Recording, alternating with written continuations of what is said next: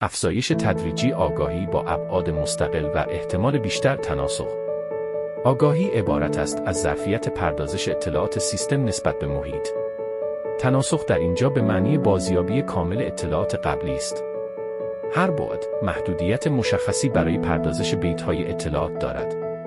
هر بعد جدید نقطه دوم بعد قبلی را کف خود می‌گیرد و مسیر افزایش اطلاعات مستقل را شروع می‌کند. آگاهی مرحله‌ای و تدریجی افزایش می‌یابد بدون شکستن سقف‌های بعد قبلی. زاویه ناظر با شیء تعیین کننده سهم هر بعد در افزایش اطلاعات است. مدل به وضوح روند افزایشی آگاهی و پردازش اطلاعات در سیستم چند بعدی را نشان می‌دهد.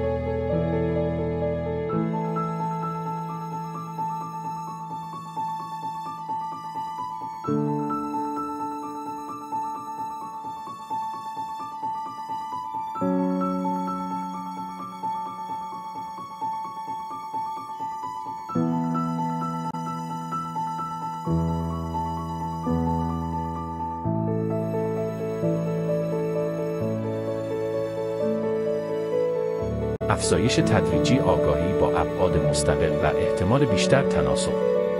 آگاهی عبارت است از ظرفیت پردازش اطلاعات سیستم نسبت به محیط. تناسخ در اینجا به معنی بازیابی کامل اطلاعات قبلی است. هر بعد محدودیت مشخصی برای پردازش بیت‌های اطلاعات دارد. هر بعد جدید نقطه دوم بعد قبلی را کف خود می‌گیرد و مسیر افزایش اطلاعات مستقل را شروع می‌کند. آگاهی مرحله‌ای و تدریجی افزایش می‌یابد بدون شکستن سقف‌های بعد قبلی.